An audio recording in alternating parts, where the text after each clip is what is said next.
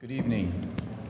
I'm Byron Johnson. I direct the Institute for Studies of Religion here at Baylor University. Welcome. Glad you all came out and braved the cold weather. It's my pleasure to kick off the symposium that you're participating in tonight. This is just the beginning. We have a full day tomorrow. And I thought that the programs would actually be here for this evening, and they are not. But this is what they look like. They'll be here tomorrow when you show up, okay? And it has a breakdown on the different talks tomorrow, and it kicks off at 10:30 in the morning with a panel. And then we have two talks tomorrow afternoon.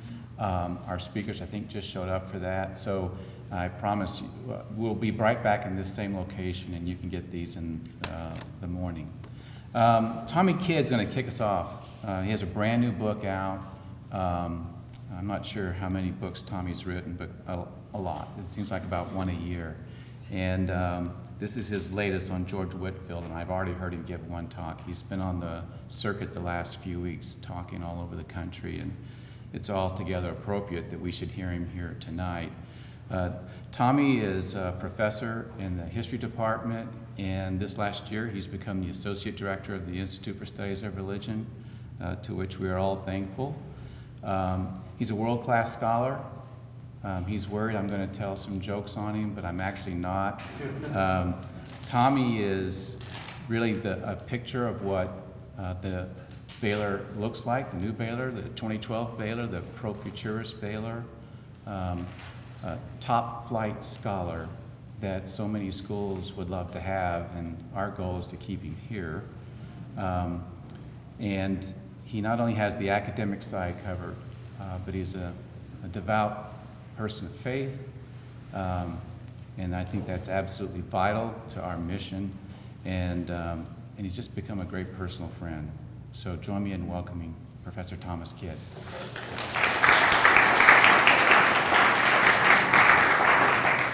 Well, thank you so much, and what a great turnout. I really appreciate you all coming out, and I know some of you need to get to bed here at some point, so I'll try to be brief, but the Institute for Studies of Religion, of which Dr. Byron Johnson is the director, and now I'm the associate director, we routinely host events like this on a number of topics across the disciplines in religion, from philosophy, sociology, public health, and other topics, and of course across the social sciences and humanities at Baylor. Religion is just a major strength in many disciplines, and so the Institute is a place where a lot of the people who study religion at Baylor get together and collaborate and talk about trying to influence the public discussion in America about religion. And so Philip Jenkins and I, we co-direct the program on historical studies of religion at the Institute, started talking a year and a half ago probably about Philip has, if you know him, he has every significant anniversary in world history memorized. And so I twisted his arm and said, we got to have something for George Whitefield's 300th birthday. And of course, I was hopeful that my book would be out on Whitefield at that point too. And so that's what we're doing. And so I'm kicking us off tonight, and then we're going to have a terrific panel in the morning, and then a couple talks in the afternoon. And we certainly would warmly invite you to join for that. I know that not all of us know Whitefield, or at least not that much about him, so I do want to give a kind of overview in some ways of Whitefield tonight, and then think a little bit about how we should interpret George Whitefield on the occasion of his 300th birthday, which is coming up next month. On October 12, 1740, in the fading light of a cool autumn evening, 25-year-old evangelist George Whitefield ascended a platform on Boston Common, and before him stood 20,000 people. And if the crowd estimates were reasonably accurate, this was the largest assembly ever gathered in the history of England's American colonies. And Boston's entire population at the moment was about 17,000. Whitefield had already seen crowds this massive, even larger in the great city of London, but the teeming New England throngs gathered in the region's small fishing villages and provincial towns amazed him. And sometimes the pressing people frightened him too. There were volcanic outbursts of emotion at these assemblies, and he regularly had to cut his preaching short, unable to be heard over the cacophonies of weeping and screeching. And at the Common, Whitefield implored people to put their faith in Jesus Christ, the kind of sincere faith their Puritan forebears had embraced. It didn't matter, he told them, if their parents were Christians. It didn't matter even if they prayed or attended church or read their Bibles. What Whitefield wanted to know was whether they had experienced the new birth of conversion. In concluding this sermon, his countenance falling, he told them that it was time for him to go. Other audiences needed his gospel preaching too. Numbers, great numbers, he said, melted into tears when I talked of leaving them, Whitefield wrote, and he had begun, I think, to forge a special bond with the American colonists. Boston people are dear to my soul, he confessed. Reports about this boy wonder began to appear in the colony's newspapers in 1739. And by 1740, George Whitefield had become the most famous man in America. Now, remember, for a little bit of context on this, in 1740, George Washington was 8 years old. John Adams was 4 years old, and Thomas Jefferson had not yet been born. Ben Franklin had been born, and his fame as a printer, which did not extend much at that time beyond Philadelphia, was enhanced considerably by becoming George Whitefield's lead publisher in America.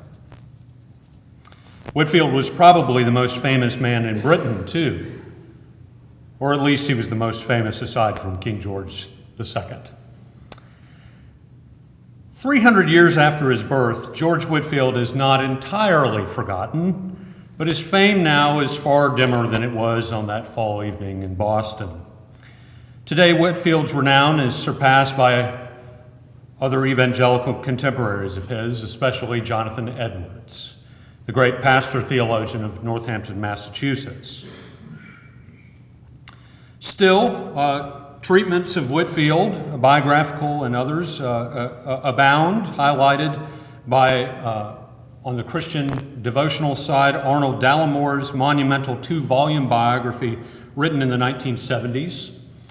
And most U.S. history survey courses and textbooks, I know my survey course here at Baylor, also mention Whitefield, thanks especially to 2 major academic biographies, Harry Stout's The Divine Dramatist, 1991, and Frank Lambert's Peddler and Divinity, 1994.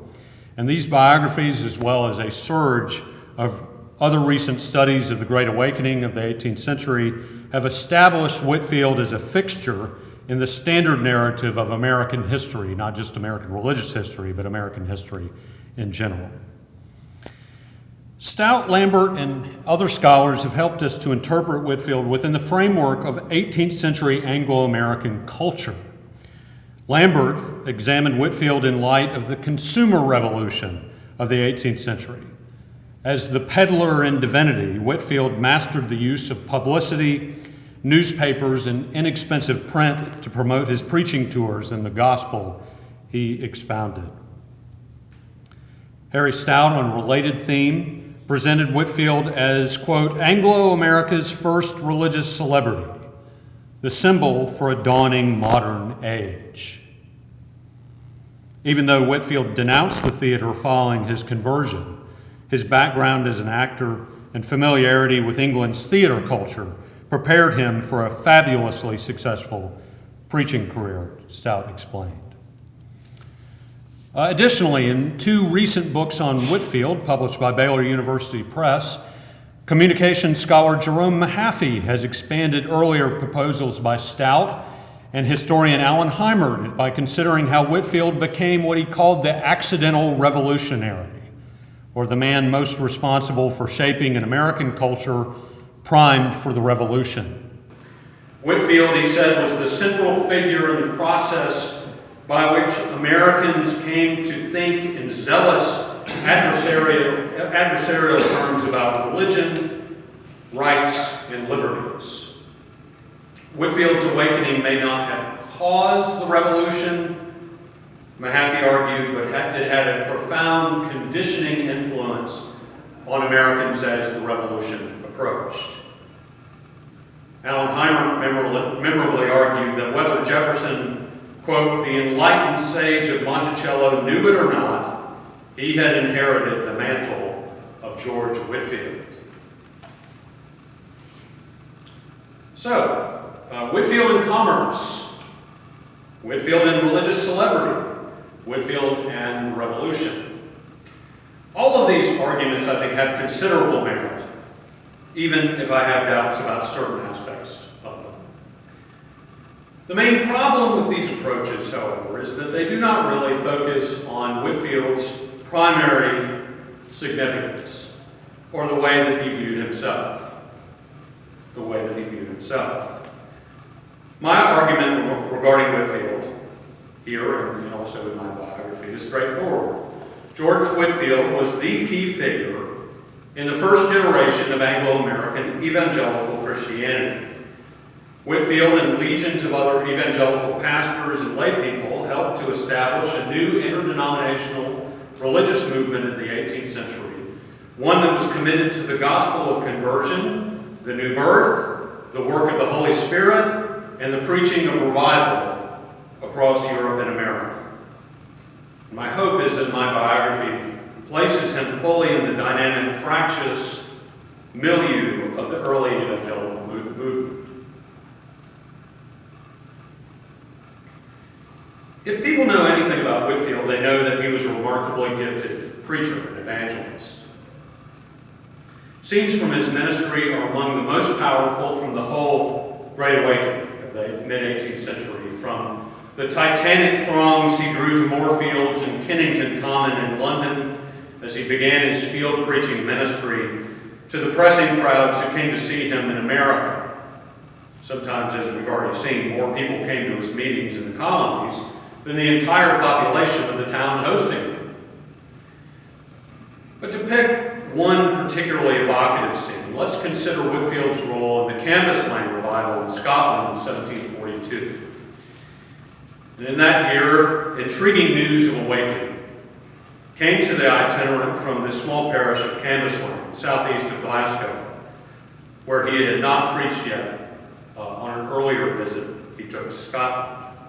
Cambusland's 51-year-old pastor, William McCulloch, reported to Whitefield that under McCulloch's ministry, 300 people in a town of less than 1,000 had come under conviction of sin, and that of those, perhaps 200 had experienced authentic conversion. This is before Whitefield came to the town.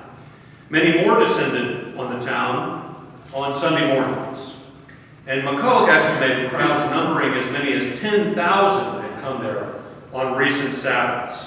And it's important here to note that Whitefield often built on the momentum already generated by local pastors in the revivals. And McCulloch pled with Whitefield to come to Cambuslang as soon as possible. Arriving in Edinburgh in early June 1742, Whitefield told McCulloch in language taken from 1 Kings 18 that, quote, the cloud is now only rising as big as a man's hand, yet in a little while, and we shall hear a sound of an abundance of gospel rain. And when Whitefield says something like that, you better buckle your seatbelts, because it's going to get interesting. So he finally comes to Cambuslang in July of 1742, and over a long weekend, throngs gathered in a natural amphitheater setting there on a hillside the Scots called a Bray, near McCulloch's church. And congregants built 2 wooden-framed preaching tents and set up communion tables out of the fields. On consecutive days, Whitefield preached to crowds, he estimated, 20,000 people each. The 21-year-old John Erskine, who would go on to become one of Scotland's leading evangelical ministers, was, quote, certain, though, a voice near as good as Mr. Whitfield's could have reached a greater number had they been there. On the Sabbath, it came time for those who qualified to take communion.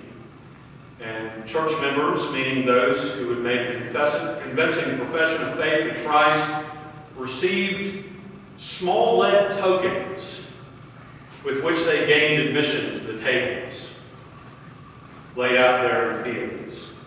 And McCulloch estimated that perhaps 1,700 of the tens of thousands of attendees received those tokens in the July assembly. And Whitefield attempted to help serve the communicants, but as he moved down the line, people got out of their seats and pressed around him, thanking him for coming and trying to share prayer requests with him. So lest he became a distraction, he left the tables and allowed the other ministers to finish serving the tables.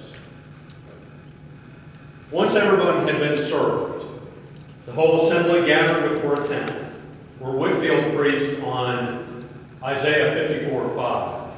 In King James it says, "Thy Maker is thy husband, the Lord of hosts is his name." Although Whitefield preached numerous sermons at Cambuslang on multiple visits, this is the one that converts remembered the best. And it turns out that there was considerable variation between the preached version of this sermon and the published one, like many of his other sermons, as Whitefield, when he would preach, seems to have used a memorized skeleton outline of the sermon, but in the estimation of an early Scottish church historian, he delivered the sermon each time, quote, as his own feelings and sense of duty prompted. So he had the rough outline, but he's going to give it in tune with what's going on in the meeting at that time.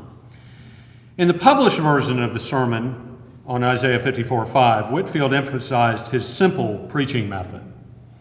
Quote, "I came not here to shoot over people's heads," he declared, "but to reach their hearts. Accordingly, I shall endeavor to clothe my ideas in such plain language that the meanest or lowliest servant, if God is pleased to give a hearing ear, may understand me." He spoke directly to the correct practice of the communion many had just taken, urging ministers only to serve the Lord's Supper to those who had been united with Christ in spiritual marriage. Those who received communion in a worthy manner, he exclaimed, were, quote, "one with Christ and Christ with them, and they dwell in Christ and Christ in them." Well, lay people resonated powerfully with the itinerant's message. Margaret Lapp, for instance, an unmarried 29-year-old, heard Whitefield preach first on his initial visit to Scotland in 1741, and found, she said, that his evocation of the dangers of hell, which Whitefield preached on routinely, the dangers of hell summoned great confusion in her, she said. She also attended his sermon, "Thy Maker is thy husband." And that message lodged in her mind, staying with her for months and even years afterward. And she said in her conversion testimony that she frequently had scripture passages vividly impressed on her mind, as she gained assurance. But then, early one Friday morning, while she still lay in bed, she said, these words, "Thy Maker is thy husband," came rushing into her thoughts, along, quote, with several notes of a sermon of a certain minister. And I think I know who that minister was. And she said she became physically overwhelmed, sick, she said, with love for Jesus. And the Holy Spirit made her believe that Christ was indeed her spiritual husband. Margaret Clark, a married 42-year-old, saw one of the most remarkable visions described by any Cambuslang convert. And a number of converts in Whitefield's revivals, including Cambuslang, did report visions as part of their conversion ordeal. For some time, Clark had experienced deep consternation over her sins, thinking that she could never be forgiven. But as she listened to one of Whitefield's sermons, she thought she saw, quote, "With my bodily eyes," that means these eyes, right? "Christ as hanging on the cross, and a great light about him in the air, and it was strongly impressed on my mind that he was suffering there for my sins." Now, evangelical pastors like William McCulloch, who recorded these testimonies, were cautious about visions, and especially visions seen with the bodily eyes. Okay, if it was in your mind, that's one thing, but with the bodily eyes, that makes people a little nervous. And so Clark noted, I think with McCulloch's prompting, that she had never seen this cross again, nor did she desire to see it again, and that she never, quote, "laid any stress of my salvation upon my seeing this sight." I don't think that's true. I think McCulloch got her to say that, but in any case. Whitfield's spectacular ministry then, I mean, we could tell story after story about this, but it had incredible impact on the lives of individual people, like the Clark and Lapp and thousands others. But it also generated hostility. And as famous as he was, of course it generates intense hostility towards him. In personal encounters, Whitefield survived several assassination attempts during his career, and also on multiple occasions was attacked by lynch mobs, and one time in Ireland was very nearly killed by a lynch mob. And much more commonly, of course, he was attacked in printed assaults. I could give many examples of this, but the work at Cambuslang only deepened Whitefield's rift with what was called the Associate Presbytery of Scotland, which was comprised of ministers, the seceders they were called, who had recently broken from the established Church of Scotland. And because Whitefield, befitting his interdenominational tendencies, would preach at both Associate Presbytery churches and Church of Scotland parishes, that's the wrong thing to do for the Associate Presbytery. Some of the Associate Presbytery ministers denounced him in tracts such as the floridly titled, this is the actual title here, the, quote, "Declaration, Protestation, and Testimony of the Suffering Remnant of the Anti-Popish, Anti-Lutheran, Anti-Prelatic, Anti-Whitfieldian," there's Whitefield, "Anti-Erastian, Anti-Sectarian, True Presbyterian Church of Christ in Scotland." Right, and that's not all. Whitefield was, they said, quote, "an abjured prelatic," meaning Anglican, "hireling, as of lax toleration principles as any that ever set up for the advancing of the kingdom of Satan." And they went on, quote, "he was a limb of Antichrist and a, quote, boar and wild beast from the anti-Christian field of England." Cambuslang, they said, was a, quote, "mere delusion of Satan." Instead of leading participants to reject the apostate churches of England and Scotland, the seceders said that this faux revival birthed corrupt interdenominational cooperation and false shows of enthusiastic ecstasy.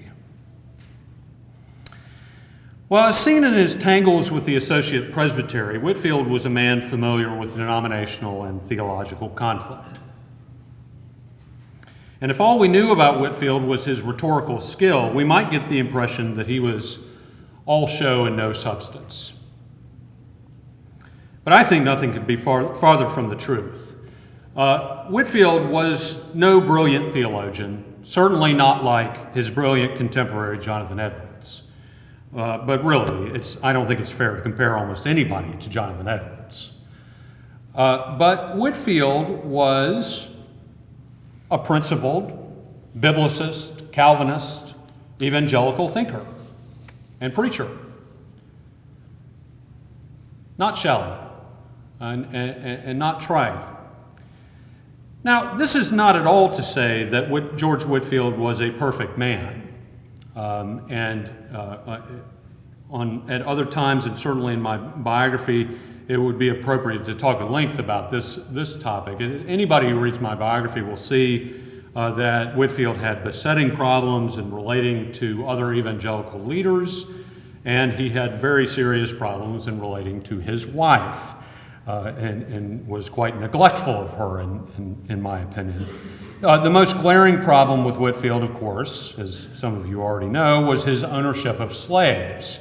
And his advocacy of legalizing slavery in Georgia. We'll hear more about his slave owning tomorrow. But he was an advocate for legalizing slavery in Georgia, where slavery was originally banned.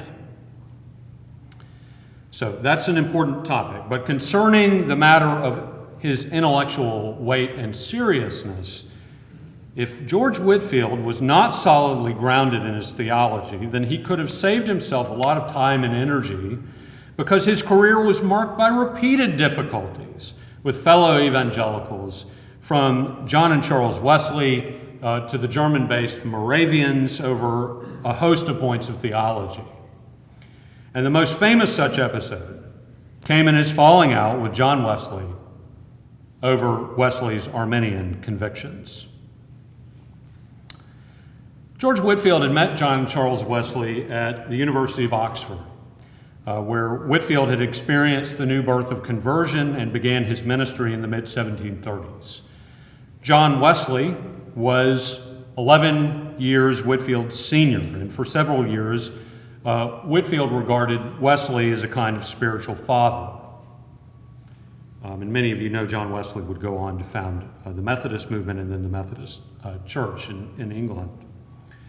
But in the 1730s, when Whitefield's ministry took off and Whitefield began to achieve this unbelievable fame, suddenly it came to pass that Whitefield, 11 years Wesley's junior, was treating John Wesley as if he was a subordinate.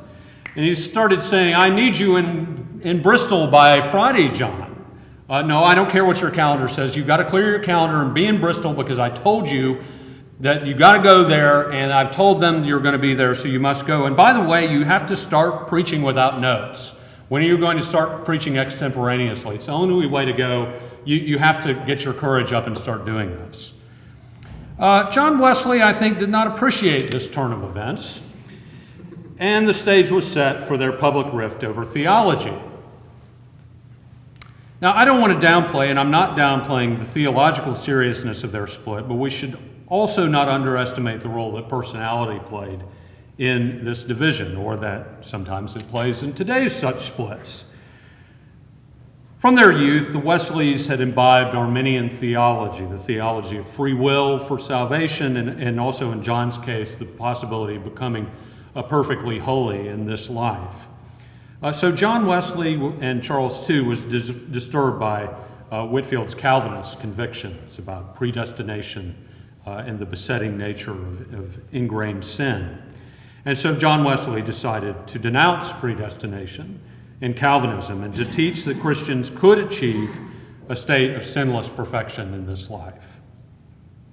And Wesley began preaching on free grace in 1739, and soon correspondents apprised Whitefield of Wesley's theological turn. Whitefield explained to a Scottish minister that he was, quote, no friend to sinless perfection, for he believed that, quote, relics of the sinful nature always remained in Christians' hearts.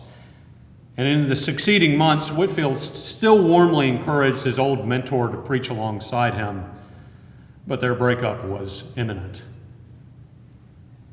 Behind the scenes, Whitefield wrote to Charles Wesley and pleaded with him to try and avoid a public split. Quote, if your brother will but be silent about the doctrine of election and final perseverance, there will never be a division between us, Whitefield said. The very thought of it shocks my soul. But John had made a firm decision. Via the casting of lots, a practice that John Wesley commonly employed, Wesley believed that God had not only confirmed his teaching against Calvinism, but that God had told him to publish his views. This he learned by the casting of lots. And so Whitefield and Wesley were going to have a spectacular public breakup. This divide over predestination reflected a larger long-term split among Anglicans, Church of England ministers on this issue. By the beginning of the 18th century, Calvinism had few strong Anglican advocates, even though the Church's 39 articles explicitly affirmed predestination and taught against free will. The Wesleys' mother, Susanna, had brought them up with hostility to Calvinism, telling John in 1725 that rigid predestination, quote, charges the most holy God with being the author of sin. Whitefield, conversely, became convinced that a recovery of robust Calvinist teaching was essential to renewal of pure gospel preaching. So the theological controversy became an outlet for Wesley and Whitefield, I think, to vent their personal frustrations with one another. Whitefield would never question Wesley's salvation in this debate, as he did with some moderate Anglican leaders such as Archbishop John Tillotson, probably because of Wesley and Whitefield's personal relationship and because he knew that John had a clear testimony of conversion. Still, their rift would become vicious. So Whitefield appealed to Wesley directly, personally, not to print this sermon, but the die was already cast, literally. And so Wesley published the sermon, Free Grace, in Bristol. And although Wesley opened with an appeal for civility, he left no doubt that he considered the doctrine of election or predestination of the elect to be abhorrent and blasphemous. Limited or definite atonement, Wesley said, suggested that, quote, God condemned millions of souls to eternal fire for want of that grace he will not give them. Surely God would not willingly, quote, doom his creatures, whether they will or no, to endless misery. With Whitefield and other Calvinistic Methodists directly in his sights, Wesley stubbornly declared, "Here I fix my foot. On this I join issue with every asserter of it. You represent God as worse than the devil." Well, with this fixed foot, Wesley intended to cause a public rift with Whitefield. And the doctrine of predestination certainly caused consternation among its opponents, and Wesley here joined a long line of Arminian thinkers who have begged Calvinists to consider the logical implications of their theology and the awful light in which it ostensibly presented God. It's hard to resist the conclusion that Wesley had determined, for whatever reason, that he would use such inflammatory language that it would inevitably cause a split. It was a perennial Christian theological dispute playing out between two strong personalities. And the clash over Calvinism badly damaged not only Wesley and Whitefield's relationship, but the British evangelical movement in general. One of Wesley's biographers notes that, quote, the Calvinist controversy, evocatively, he said, would be a running sore in the bowels of the revival. American evangelicals would have their feuding over Calvinism, but it largely came later, after the American Revolution. Virtually all the American revivalists during the First Great Awakening were Calvinists. Whitefield did not immediately take Wesley's bait. He continued to speak of Wesley as his honored friend, and he wrote to Wesley in March 1740 saying, quote, "Provoke it to me as much as you please. I do not think ever to enter the lists of controversy with you on the points wherein we differ." But Whitefield's printed reaction to Wesley would eventually come in late 1740, after Whitefield had spent a year in America among his Calvinist revivalist allies. Well, this story has a happy ending because Whitefield and Wesley's on and off feud, though it lasted for 25 years, 25 long years, but in the mid-1760s they tentatively reconciled. And when Whitefield died on his last visit to America in 1770, John Wesley gave a memorial sermon at Whitefield's Tottenham Court Road Chapel in London and said that in the end, they had agreed to disagree on Calvinism and Arminianism, and that they united over more fundamental doctrines, which Wesley summed up as, quote, the new birth and justification by faith. So that's how Wesley remembered his friend Whitefield, and I'm glad that they reconciled, because it would be a very sad story otherwise. The most common posthumous way to capture the memory of someone like Whitefield, of course, is through writing history and biography. And the scholarly and Christian pastoral study of Whitefield did not starkly diverge until the 1970s, with the publication of Arnold Dallamore's, as I mentioned, thoroughly researched and openly Christian biography. Academics who mentioned this book at all, outside of footnote references where it shows up quite commonly in the study of Whitefield, tended to dismiss Dallamore's work. Yale historian John Butler, writing prior to the release of his colleague Harry Stout's 1991 biography, said that a new treatment of Whitefield was needed and that Dallamore's was not it. The book, Butler said, was, quote, thoroughly out of touch with modern scholarship and very much too long. That's what Butler said. It is kind of long. It's like 1,000 pages. My biography is not 1,000 pages. In his biography, Stout spoke of Dallamore and writers of his ilk as filiopietistic biographers who portrayed Whitefield as a, quote, timeless man. But he also commended their work as indispensable resources for research on the itinerary, and I think Dallamore would be at the top of that list. Dallamore, for his part, excoriated Stout's biography as, quote, false and, quote, painfully garbled. So we have an argument now going on between the sort of Christian devotional writers and the academic scholars of Whitefield. Prominent evangelical pastor John Piper similarly describes Stout's book as, quote, the most sustained piece of historical cynicism I have ever read. The tension between academic and confessional Christian approaches to Whitefield did reflect some popular reawakening of popular interest in George Whitefield. And that continues through today, and I think is hopefully cresting at this time with his 300th birthday. The last time I checked, to go very contemporary, there were 7 Twitter accounts representing Whitefield, not all actively tweeting, however, and if you're on Twitter, you know what I mean. Set up, and now no one's tweeting from it. So Whitefield had 7 the last time I checked, and Jonathan Edwards had 12. 2 Facebook public figure accounts represent Whitefield with thousands of followers each. And in perhaps the greatest sign that you have made it in the Twitterverse, Whitefield is now routinely misquoted on social media too. Bogus quotes from Whitefield all over the place. And these all seem to point to an interest in Whitefield tied to the broader American fascination with our national founding era and with American religious history and its political implications. With all these efforts to frame his image and legacy over the centuries since Whitefield's birth, what are we to make of him now? What are we to make of him today? What was his significance? What were his core motivations?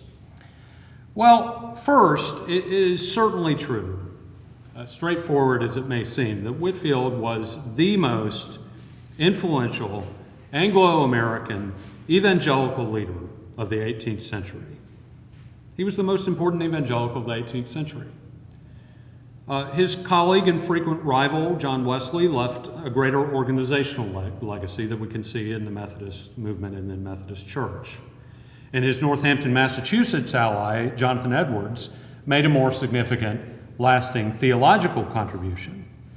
But Whitefield was the key figure in the first generation of evangelical Christianity, as he linked by far the most pastors and leaders by his relentless travels, preaching, publishing, and letter writing networks. Without him, Anglo-American evangelicalism would have hardly represented a coherent movement. From his first remarkable meetings at Moorfields to his last tour of the colonies, he saw and met more people in Britain, Ireland, and America than any other person of the era, and no one's even close. His labors, above any other factor, virtually invented a sense of common transatlantic evangelical identity. George Whitefield also indelibly marked the character of evangelical Christianity, even through present day. And Whitefield pioneered evangelicals' masterful use of media. It's true. Their premium on preaching, on good preaching, and their devotion to the Bible and to doctrine. He revolutionized the use of print media to promote his ministry, and he eagerly enlisted partners such as the decidedly non-evangelical Ben Franklin in the effort. Some might think that focusing on his clever use of media might imply that Whitefield was maybe a little insincere about his message. But just the opposite, I think, was true. To him, the gospel message was so critically important that he felt compelled to use all earthly means to get the word out. And that's certainly a pattern followed by many evangelicals globally today, who are often cutting edge in their use even of social media. Likewise, Whitefield was the first internationally famous itinerant preacher, but really, he's the first modern transatlantic celebrity of any kind. With apologies to the Beatles, George Whitefield was the first British sensation. But again, his celebrity is a problem of celebrity. Is this a problem with us today? His celebrity, in Whitefield's case, need not suggest vacuity or shallowness.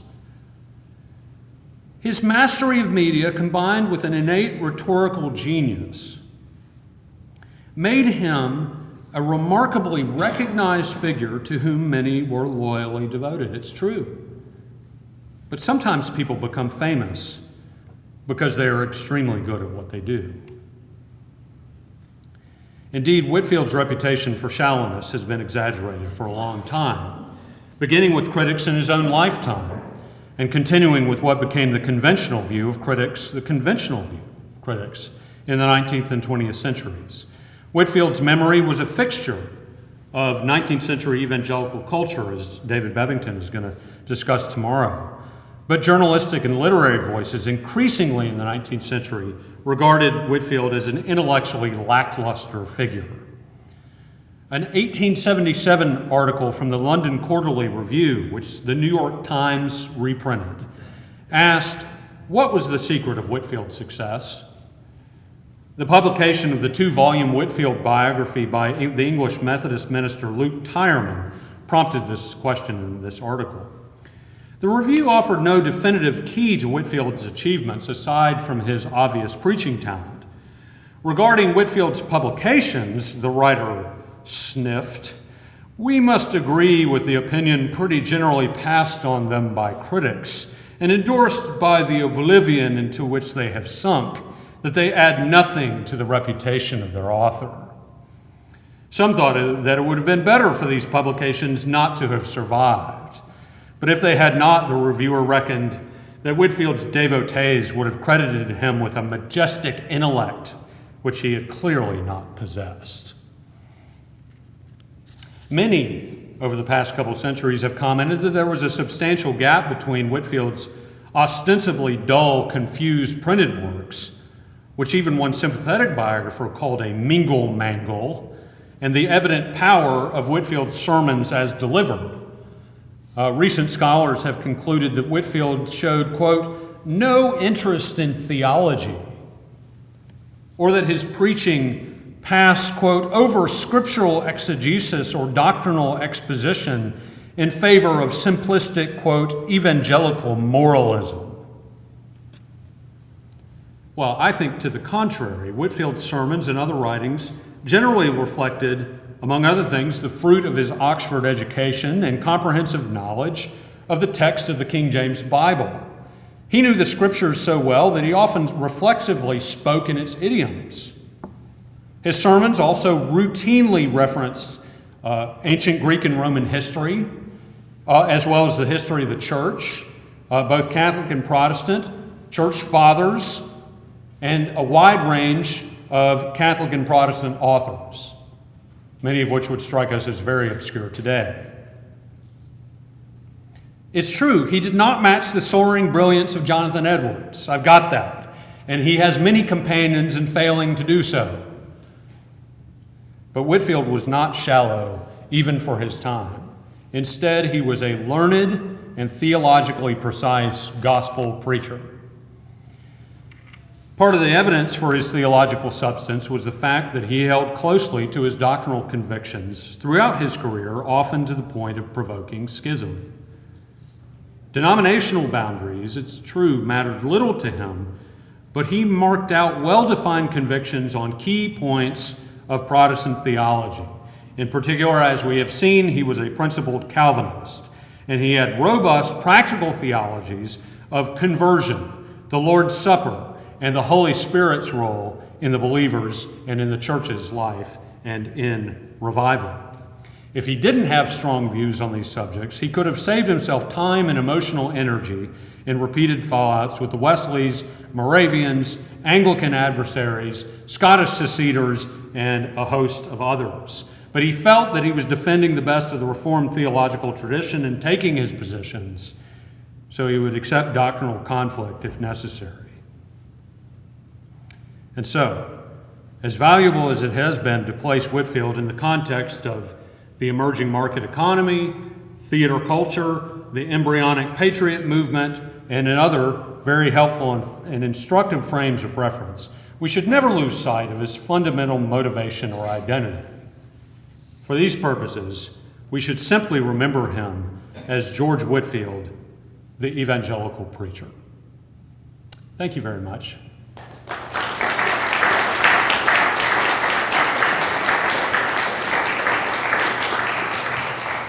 All right, we have questions, and Dr. Allison, would you like to start us out here?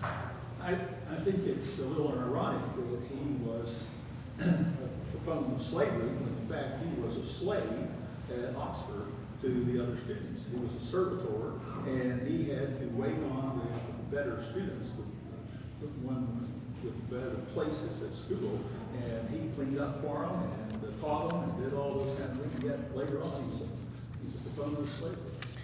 Yeah, if you couldn't hear, the question is, what's the matter with Whitefield? I mean, he had to work in a pretty menial role at Oxford as a servant, serving the rich students there, and that's definitely true. Why did he have that experience and then he didn't get the point on slavery? And it is true. This was the only way he could go to Oxford, was to work as a servitor. And one of my favorite diary references that I came up with in one of his, it's actually just leaves from one of his unpublished diaries in a London archive, there's some loose leaves of a diary that he kept while he was a servitor. And he would it wasn't really complete entries, he would just jot down things he was doing. And on cold days, he would write, fetched oatmeal, fetched coal. And the rich students saying, hey boy, go get my oatmeal. Go get my coal. And so he doesn't come from a wealthy background. And for a lot of his teen years, he's working as a bartender and cleaning, rooms at the inn that his mother owned. Why didn't he get it about slavery? Well, I mean, there's a lot of people out of relatively modest backgrounds in the 18th century who also didn't get the idea about slavery. I think of Patrick Henry, my other biographical subject, who came from a little bit more of a established background from Whitefield, but definitely was not from a prominent family, and then really had to scramble to make his way in the world. And then when he had the chance, began purchasing slaves and never freed them. So that's the case with Ben Franklin, who owned some household slaves, even though he was in desperate straits as effectively an indentured servant for a while. as a young man. So I think it speaks to the cultural blinders that they have on at the time. With Whitefield, it's a little harder to take because it's not just owning a few household slaves with him the way it was with Ben Franklin or Jonathan Edwards. I mean, he's an activist. He's an activist for expanding slaveholding. And that makes him a little tougher case to understand. Just a couple of observations I would make is that it would have been awfully handy if Whitefield had a verse in the Bible that would have said, "Thou shalt not own slaves." But instead, in Whitefield's Bible, and I think in mine too, we see things like slaves obey your masters, and just an assumption that slavery exists. And I think Whitefield would have probably needed a little more help from Scripture to see that slavery was immoral. And it's also a case of, in our view, bad timing to get the idea about slavery, because there's very few people around him. There are a couple, but there's almost no one around him that he trusts who's telling him that slavery is wrong. If he had lived, say, 30 or 40 years later, I think the opportunity would have been much more ripe, because by the early 1770s, John Wesley publishes his tract against slavery, and in the 1780s, John Newton begins to publish against slavery, and then Newton famously has this influence on William Wilberforce, and then, the ball now is rolling in the British evangelical movement to bring down the institution of slavery. All that happened after Whitefield had died. So, I mean, trying to think in the most positive way about him, maybe if he had lived later, he would have, the scales would have come off his eyes. What else? Yes? How strong is the predestinarianism thought today, I guess, among maybe the major groups of Baptist Methodism?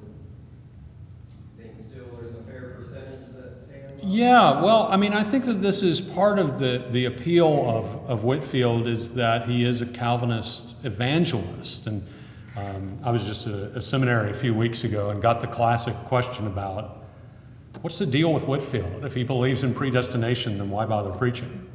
And so I think that there's a lot of people today who kind of share that puzzlement about him. For mainstream Calvinists, that problem has never seemed to actually be a problem. It's a matter of obedience. God has told us to preach the gospel, and normally people who are among the elect, end up converting not out in the woods somewhere, but under gospel preaching. So it makes sense to them. And there's, I think, increasing numbers of evangelicals in America among Baptists. Certainly, there's a long, obviously, Presbyterian Calvinist tradition that people can draw off of. I'm afraid among the Methodists it's pretty sparse, but Whitefield represented and formally led the Calvinistic Methodist network of England and Wales at his time. So there was a time when, and David Bebbington could probably tell us, I suspect somewhere in Wales there's still some Calvinistic Methodist churches, and maybe even in America somewhere. There's one of everything in America, so I never say never. But no, I think that this is part of the growing interest in Whitefield, is that, I mean, Edwards to these folks is brilliant theologically, but here's Whitefield, the gospel activist, as a Calvinist. That's a great contemporary question. What else? Barry? When I think of American revivalism, I always think of the Big Five. And you go from Whitefield to Finney to Moody to Billy Sunday, Billy Graham. And I'll put Amy Sutton McPherson in there, but she kind of self-destructed. Yeah. So, just how would you compare and contrast and classify Whitefield amongst that Big Five in whatever way you want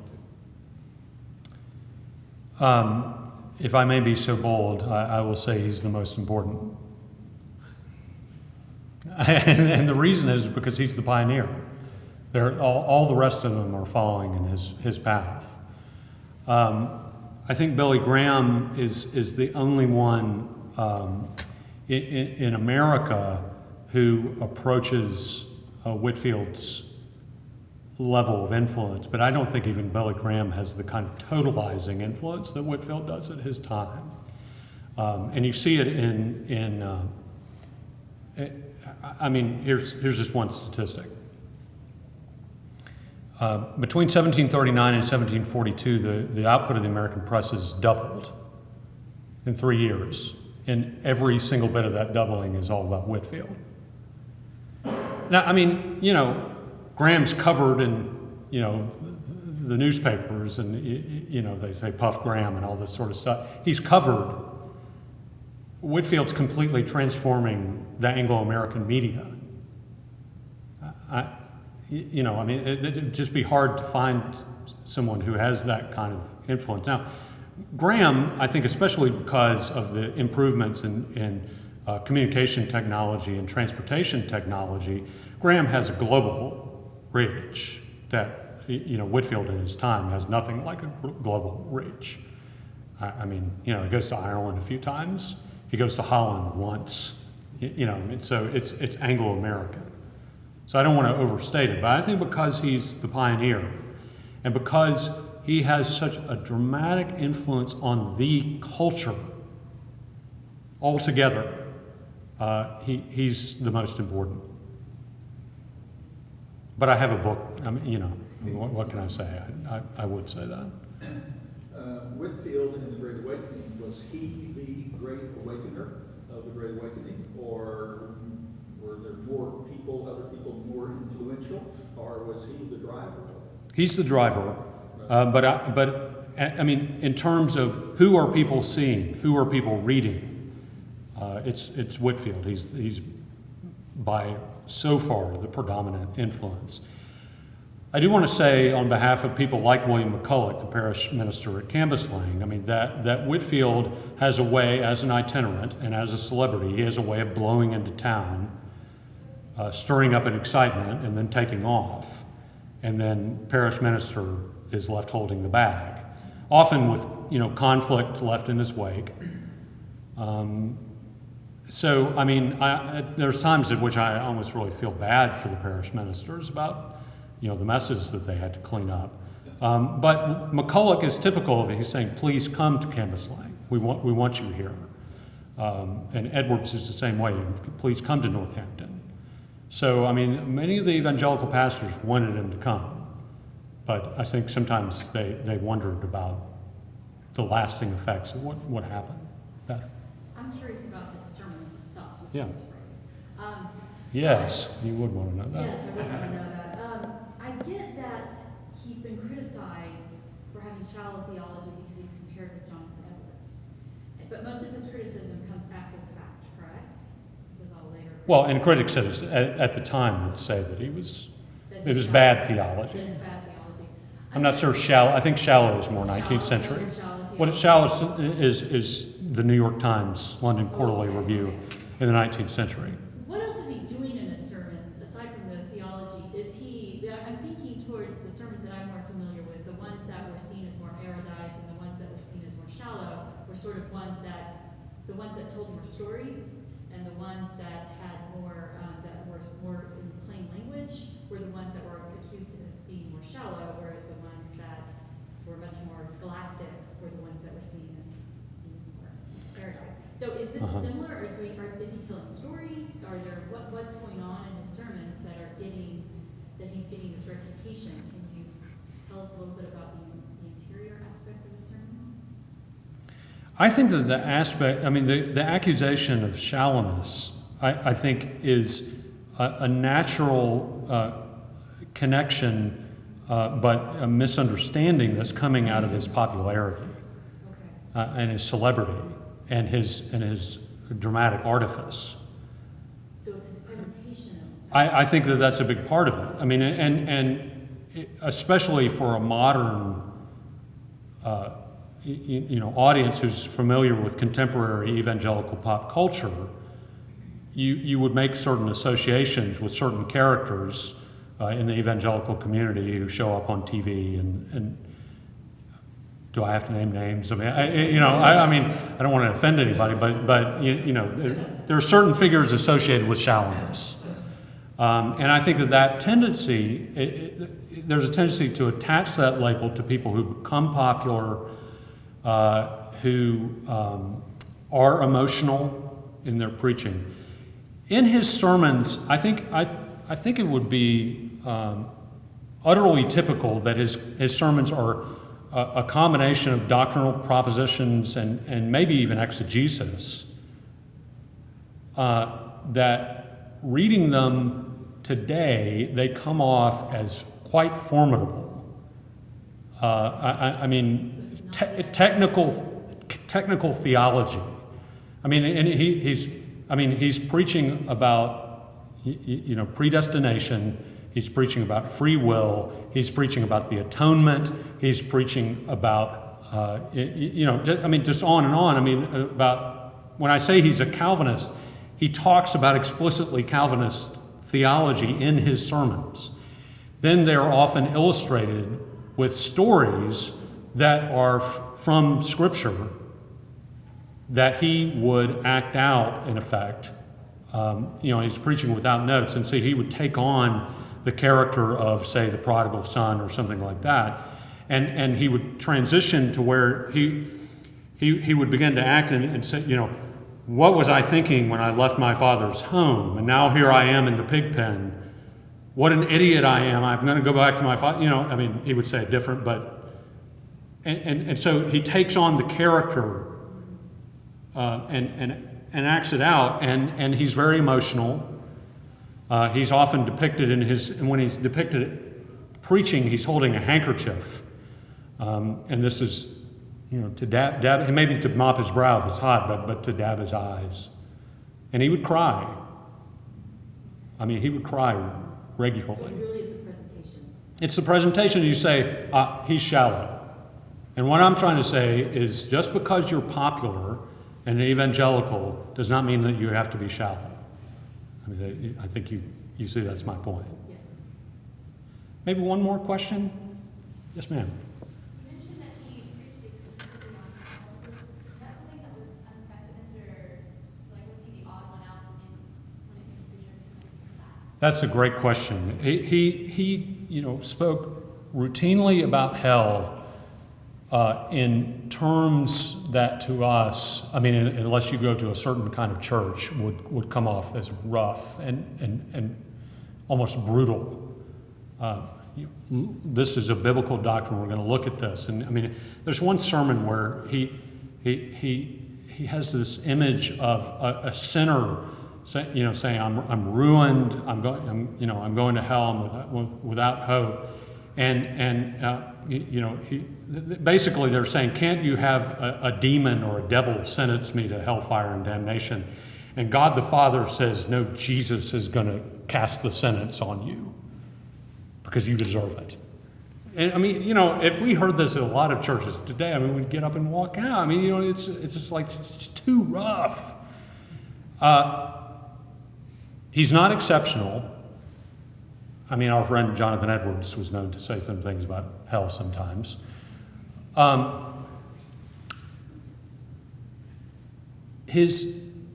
There were converts who would talk about Margaret Lapp, for instance. She said it was him talking about hell that got her started on the road to conversion, and so converts reflected back hearing this regularly. And I think it was a reaction, in part.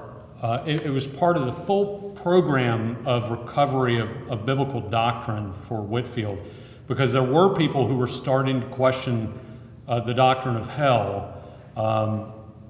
For instance, Archbishop John Tillotson, who I mentioned, Archbishop of Canterbury, had proposed that perhaps the Bible taught annihilation instead of eternal torment in hell, and Whitefield thought that's wrong. That's it's creeping liberalism. It's not good doctrine, and so we've got to preach this. So there is a theological reaction, but for Whitefield and for this list of evangelical preachers we've talked about here, if the message is salvation, then salvation from what? Salvation from what? Well, salvation from the just consequences of your sins, which is eternal hell. So, I mean, for Whitefield, this was just straight Bible doctrine, but there is a level at which he's reacting against what's happening in Anglican culture of a kind of downplaying of the doctrine and maybe a proposal of some alternatives. Certainly fits with his kind of Calvinist renewal, sensibility. But I think for everything I could recognize as evangelical preaching, that would at least be a component, is an understanding of the risks of hell. So, hey, thank you all for coming. This has been a great discussion. Let me just say, if you have other questions, I know one or two of you may have had other questions. I'll hang around for a little bit. And for those of you who I don't know personally, I am on Twitter. You probably picked that up in my talk. And if you're interested, you can follow me at Thomas S. Kidd and find me at Pathias. Followers as Whitefield? No, I don't have as many followers as Whitefield. At least the active accounts. So, thank you all for coming.